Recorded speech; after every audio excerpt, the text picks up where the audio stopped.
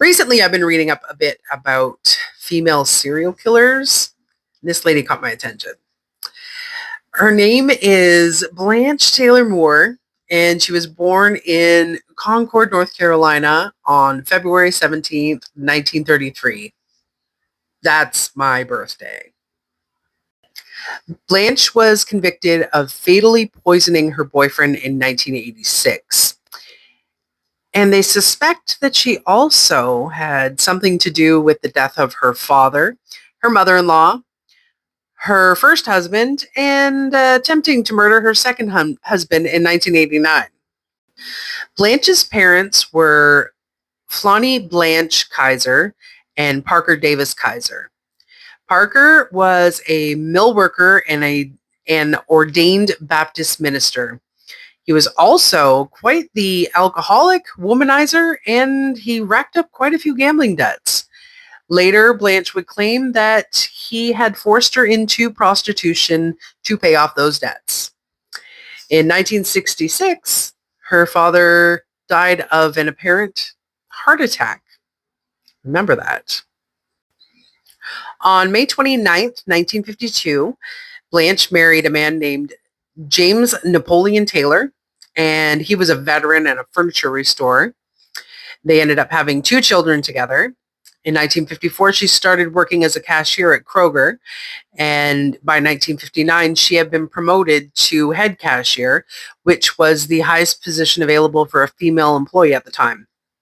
In 1962, she started having an affair with Raymond Reed, who was the store manager. And her husband died on October 2nd, 1973, just like her father did 7 years earlier of a heart attack. After her husband's death, Blanche and Raymond decided to start dating publicly. And by 1985, the romance had seriously soured.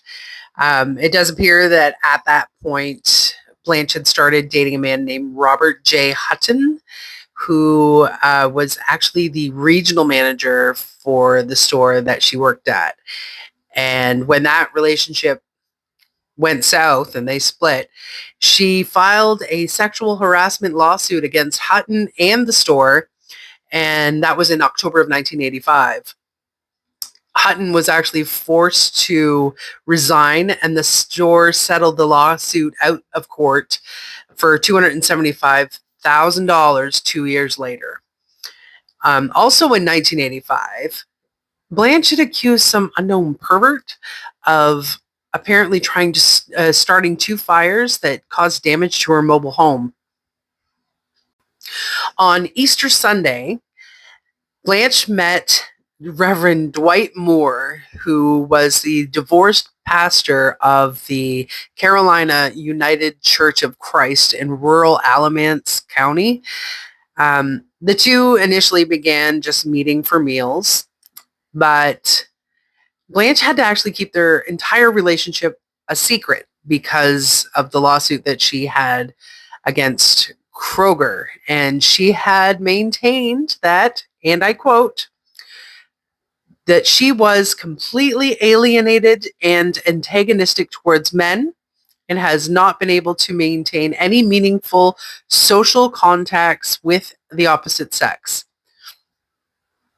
While she was dating Dwight, she actually asked him to get her some arsenic-based ant killer.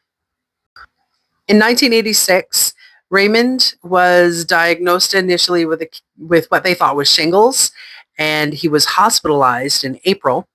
And on October 7th, 1986, he died. The doctors indicated that the cause of death at the time was Guillain-Barré syndrome. After the conclusion of the lawsuit with her previous employer, Blanche and Dwight decided to start dating publicly. And then they made plans to marry, but that had to be pushed back because Blanche had been diagnosed with breast cancer. So they pushed back the wedding date to November of 1988. But Blanche again developed some mystery illness that had required 2 different surgeries to correct. There's no listing of what that was.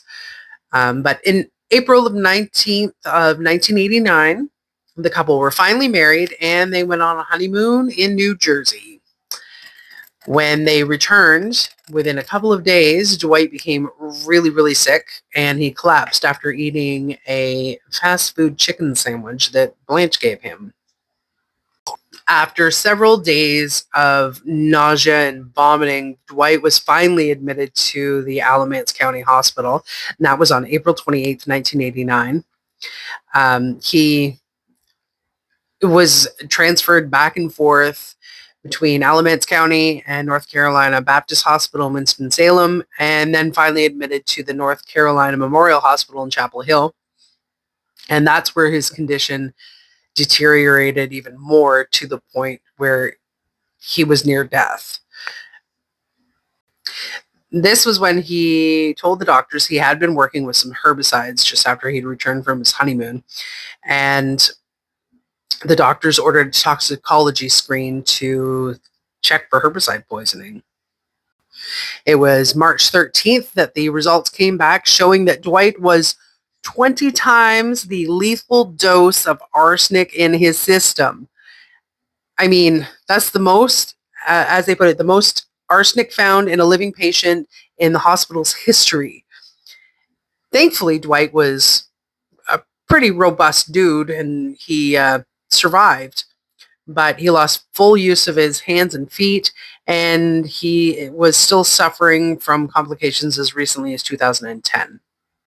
At this point, the hospital and the North Carolina State Bureau of Investigation notified the police of Dwight's toxicology results.